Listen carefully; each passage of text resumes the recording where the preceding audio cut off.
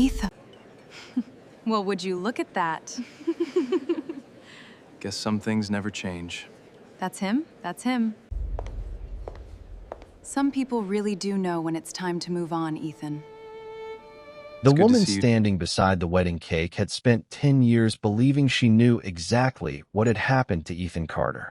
She believed he had failed. She believed he had wasted his opportunities. She believed the life they once built together had collapsed because he simply wasn't capable of becoming the man she wanted. And on this particular evening, surrounded by expensive flowers, champagne, old friends, and people who had come to celebrate her new marriage, she thought she was finally looking at the proof. Ethan stood near the entrance of the ballroom in a simple dark suit that looked expensive without trying to announce itself. Lauren stared at him for several seconds before recognition settled across her face. Then she laughed, not because she was happy to see him, but because, in her mind, his appearance confirmed everything she had been telling people for years. Her friends turned toward her, followed her gaze, and laughed too. Marcus Reynolds, the man Lauren had married that afternoon, looked at Ethan and smiled with the confidence of someone who believed he had already won a competition Ethan didn't even know he was competing in. Lauren walked closer and looked Ethan up and down. Then, loud enough for several nearby guests to hear, she reminded him that some people really did know when it was time to move on. Ethan didn't argue. He didn't defend himself. He didn't even look embarrassed. He simply smiled politely. And that was the moment something about the evening became difficult to explain. Because if Ethan Carter was really the broke, forgotten man Lauren had described for the last 10 years, why did he look completely unbothered? Lauren had expected a reaction. She had expected anger, embarrassment, jealousy, or at least the discomfort of a man being reminded that the woman he once married had moved on without him. Instead, Ethan stood there as though someone had told him the weather was going to change. He listened quietly while Lauren's friends exchanged amused glances. Jessica whispered something to Amanda, and Amanda covered her mouth while laughing. Rachel looked Ethan over with the kind of curiosity people reserve for someone they believe has fallen far below where they used to be. Marcus remained beside Lauren, one hand resting comfortably around her waist. He had spent the entire wedding receiving compliments about his career, his new house, his business connections, and the life he was building with Lauren. To him, Ethan was an uncomfortable reminder from a chapter Lauren had already closed. Yet Ethan did something none of them expected. He congratulated Marcus. He congratulated Lauren. Then he told them he hoped their marriage would bring them everything they were looking for. There was no bitterness in his expression. No sarcasm. No hidden anger that Lauren could recognize. Just calm. That calmness bothered her more than an argument would have. Because Lauren remembered Ethan differently. 10 years earlier, she had known exactly how to make him react. She knew what hurt him. She knew what embarrassed him. She knew which words could make him lose his patience. But this man standing in front of her seemed almost unfamiliar. And the strangest part was that Ethan had arrived alone, without an invitation from her, without a gift in his hands, and without any obvious reason for being there. At least, that was what Lauren believed. The truth was that Ethan had not come to the wedding to win Lauren back. He had not come to interrupt the ceremony. He had not come to make Marcus jealous. And he certainly had not come to prove anything to the woman who had once walked away from him. Ethan had come because the wedding was connected to something much larger than Lauren knew. But before that truth could be understood, it was necessary to understand what had happened 10 years earlier. Not because Ethan wanted anyone's sympathy, but because the version of his past Lauren carried with her was incomplete. 10 years before that ballroom reunion, Ethan and Lauren had been married and struggling financially. They were not living on the streets, but every month felt like a calculation. Their apartment was modest. Their savings were almost non-existent. Ethan had been working long hours while quietly building something on the side, something Lauren considered a foolish distraction.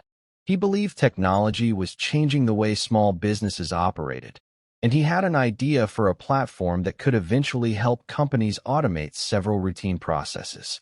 Lauren didn't see an opportunity. She saw another unfinished project from a husband who already wasn't earning enough. Their arguments became more frequent. Ethan tried to reassure her that he had a plan. Lauren wanted results. Eventually, patience disappeared. Their separation became final after a bitter series of conversations neither of them would later remember in exactly the same way. Lauren told people Ethan had refused to grow up. Ethan told almost nobody anything. He simply disappeared from her life. What Lauren never knew was that Ethan's disappearance was not the result of failure. It was the consequence of a decision. After their separation, Ethan stopped trying to convince people that his idea had value. He moved quietly. He sold what little he owned, relocated to another state, and found 2 engineers who believed in the same concept. They worked out of a small rented office and spent months rebuilding the platform from the ground up. The first year was brutal. There were failed demonstrations, rejected investors, unpaid bills, and moments when Ethan seriously considered giving up. But he kept going because something had changed inside him. For the first time in his adult life, he wasn't building something to impress anyone. He wasn't trying to prove to Lauren that she had been wrong. He wasn't trying to prove anything to his family. He was simply trying to create something useful. Eventually, one small company agreed to test the software. Then another. Then a larger company. Within 3 years, the business had customers across several states. By the 5th year, investors were calling Ethan instead of the other way around. By the 7th year, the company had become something none of his old acquaintances would have recognized. Ethan's financial position changed quietly. He didn't purchase a mansion immediately. He didn't start appearing in magazines. He didn't tell Lauren. In fact, he deliberately kept his personal life away from the public. His company eventually became worth hundreds of millions of dollars, and Ethan's stake made him extraordinarily wealthy. But the world still knew very little about him. Lauren, meanwhile, had built her own version of the story. She told people Ethan had never recovered from their divorce. She said he had struggled financially.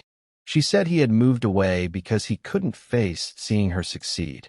She didn't say these things because she was deliberately trying to lie. She believed them. Occasionally, mutual friends mentioned Ethan, but the information was always incomplete. Someone heard that he was working in technology. Someone else said he had started a business. Another person claimed he was still struggling. None of them knew the truth because Ethan had made sure very few people did. He had learned that wealth could attract the wrong kind of attention, and after years of watching people change when they discovered someone's financial position, he decided privacy was worth more than recognition. That was why Lauren's wedding became such an unusual moment. Ethan hadn't intended to reveal anything. He had only attended because one of the wedding's investors was also an important business associate. Ethan had been invited privately through that connection. Lauren had not known. Marcus had not known. Her friends certainly had not known. And when Ethan walked into the ballroom, Lauren saw only the man she remembered from 10 years ago. She saw an ex-husband she believed had been left behind. She didn't see the entrepreneur whose company had recently completed one of the largest acquisitions in its sector. She didn't know that several people in the room already knew exactly who Ethan was. And she definitely didn't know that one of them was about to recognize him. Before we dive deeper, let us know in the comments where you're watching from. We'd love to hear from you. And don't forget to hit that subscribe button so you never miss any of our upcoming videos. The person who recognized Ethan was an older businessman named Richard Hale, one of the investors connected to Marcus's new professional circle. Richard had spent decades studying companies and the people who built them. He recognized Ethan immediately, not because Ethan was famous, but because Richard had attended a private investment meeting months earlier where Ethan had spoken briefly about his company's future. Ethan had declined to be photographed and had refused to participate in the usual publicity surrounding the deal. Richard remembered him because of that. Most wealthy executives wanted everyone to know they had succeeded. Ethan had seemed almost uncomfortable with attention. When Richard saw him standing near the ballroom entrance, he started walking toward him. But before he could reach him, Lauren was already speaking. She was still joking with Jessica, Amanda, and Rachel about Ethan's appearance. Marcus had joined the conversation, and the group was enjoying the awkwardness. Richard heard enough to understand what was happening. He stopped. For several seconds, he simply watched Ethan. What happened next would later become one of the most uncomfortable moments of the entire evening.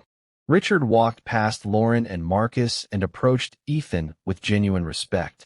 He greeted him by his full name. Then he thanked him for attending. Ethan responded politely. Richard asked whether Ethan had arrived with his security team. Ethan smiled and said they were nearby. Lauren heard the exchange. Her smile disappeared. Security team? She looked at Ethan again. Suddenly, the expensive but understated suit looked different. The quiet confidence looked different. The fact that he hadn't reacted to her insults looked different. Lauren's mind began searching for explanations. She wondered whether Ethan had somehow become successful after all. But the idea seemed impossible to her because it contradicted everything she had believed for 10 years. Marcus noticed her expression and asked what was wrong. Lauren didn't answer immediately. She watched Richard speak with Ethan. 2 other executives approached. Then another person recognized him. Within minutes, the man Lauren had just treated like an unfortunate guest had become the most quietly respected person in that section of the ballroom. Nobody was shouting his name. Nobody was asking for photographs. But people were making room for him. They were listening when he spoke. They were introducing themselves to him. Marcus began asking questions. He wanted to know which company Ethan worked for. Ethan simply gave the name. Marcus searched it on his phone. The expression on his face changed almost instantly. Lauren noticed. She reached for the phone. What she saw was a company valued in the hundreds of millions. Her eyes moved across the screen. Then she looked at Ethan. The name was unmistakable. Ethan Carter was listed as the founder and largest individual shareholder. Lauren thought there had to be another Ethan Carter. But Richard was already speaking about him as though there were no question. Marcus quietly asked whether Ethan was the same Ethan Carter who had recently acquired a major competitor. Ethan didn't boast. He simply nodded. That was when Lauren realized the man she had spent 10 years pitying had not merely recovered. He had built an empire while she was busy believing he had lost everything. The humiliation Lauren had intended for Ethan began turning in another direction. Her friend stopped laughing.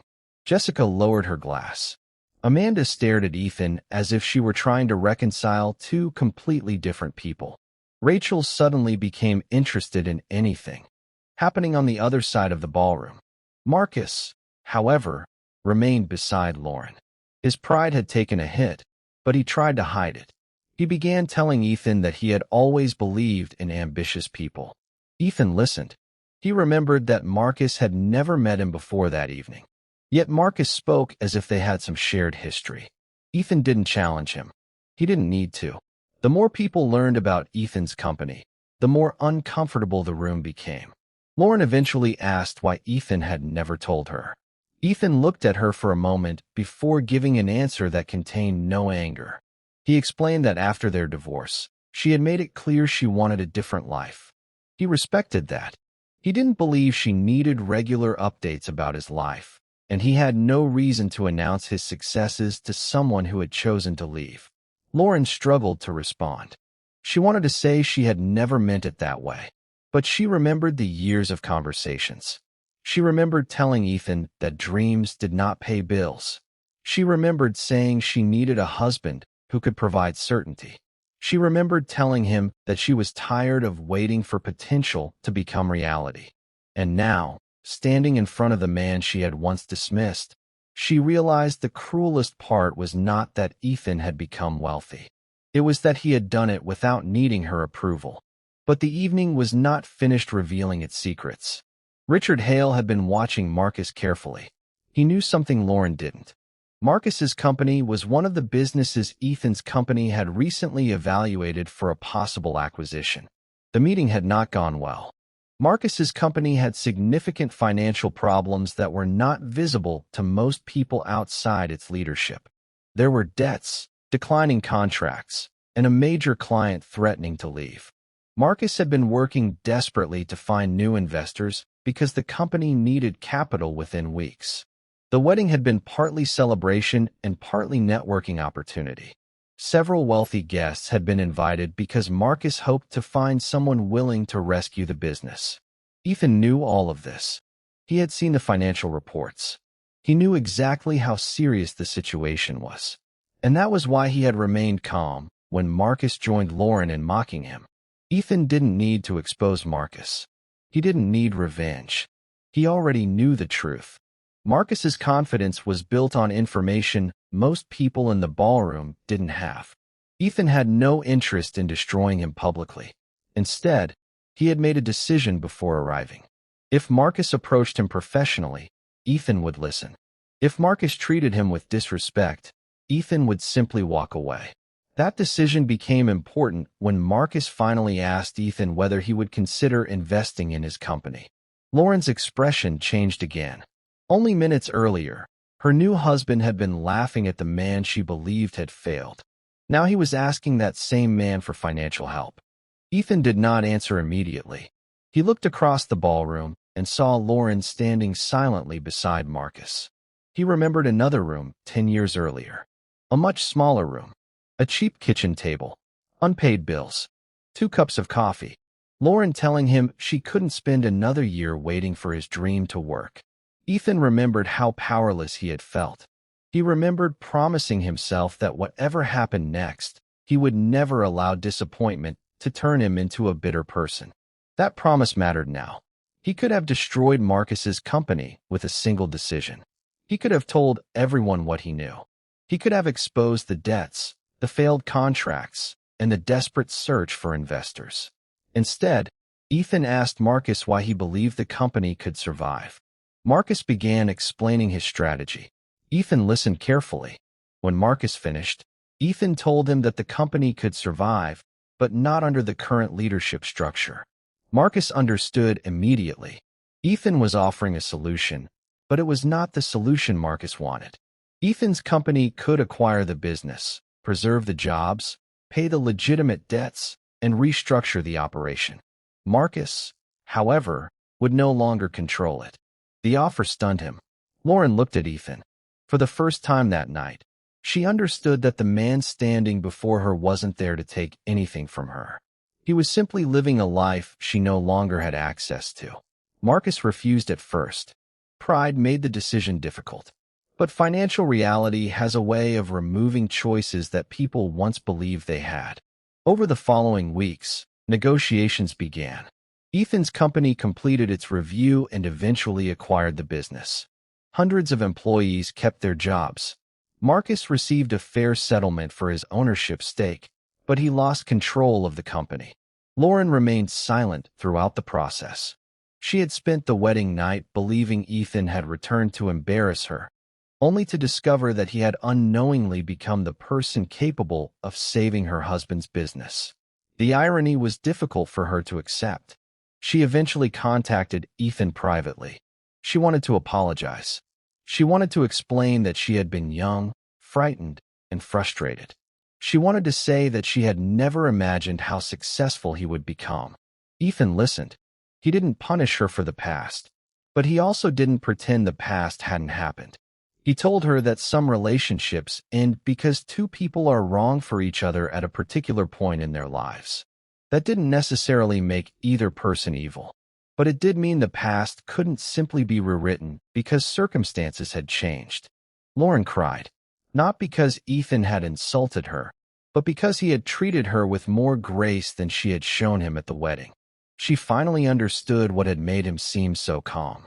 Ethan wasn't trying to prove he had won. He no longer needed to. Months passed. The wedding became an uncomfortable memory that Lauren rarely discussed. Her friends stopped making jokes about Ethan. Jessica eventually admitted that she had misjudged him. Amanda stopped telling people the story altogether. Rachel became the most embarrassed of the 3 because she had laughed the loudest. Marcus focused on rebuilding his career after losing control of his company. Ethan continued running his business. His wealth increased, but his lifestyle remained surprisingly quiet. He donated privately to educational programs, funded scholarships, and invested in small companies founded by people who reminded him of himself during the years when nobody believed in his ideas. He never announced these things publicly. He didn't need applause. One day, Lauren received an unexpected package. Inside was a letter from Ethan and a small contribution toward a community foundation she had recently started supporting. Ethan had discovered that Lauren was involved in helping women rebuild their lives after financial hardship. He didn't send the money to reopen their relationship. He sent it because he believed the cause mattered. Lauren sat alone after reading the letter and finally understood something she had missed for years. Ethan's greatest transformation had never been financial. Money had changed his circumstances, but it hadn't created his character. The character had been there when he had almost nothing. The difference was that 10 years earlier, Lauren hadn't recognized it. She had measured him by his bank account, his career, and the speed at which his dreams produced money. Ethan had learned to measure himself differently. Years after that wedding, people who knew the story often remembered the moment Lauren laughed at Ethan. They remembered the look on Marcus's face when he discovered who Ethan had become. They remembered the silence that fell across the ballroom when the supposedly broke ex-husband was revealed to be one of the most successful people in the room. But Ethan remembered something else. He remembered walking through those ballroom doors without anger. He remembered seeing the woman he had once loved standing beside another man. He remembered hearing laughter that once would have destroyed his confidence. And he remembered realizing that the life he had spent years building was no longer connected to anyone else's opinion of him. That was the real reason he remained calm. He had already survived the hardest part. He had survived being misunderstood while he was still becoming the person he wanted to be. The money came later. The recognition came later. The success came later. But the strength came first. Lauren had believed Ethan's life ended when their marriage ended. In reality, that was where a completely different life began. And perhaps that is the lesson hidden inside stories like this one. Sometimes the person everyone laughs at is quietly building something they cannot yet see. Sometimes the person you underestimate is carrying a future you have no way of imagining. And sometimes the greatest response to humiliation isn't revenge at all. It is becoming so secure in who you are that the laughter of people who once rejected you no longer has the power to change your direction. 10 years after Lauren walked away from Ethan believing she had escaped a failed marriage, she found herself standing across from the man she once thought had nothing left to offer. He didn't humiliate her. He didn't remind her of every cruel word. He didn't demand an apology. He simply showed her, without saying it, that his life had continued long after she stopped believing in it. And that may have been the most powerful ending of all. Because Ethan Carter didn't become successful so Lauren would regret leaving him. He became successful because, somewhere along the way, he stopped building his life around whether anyone else believed he could.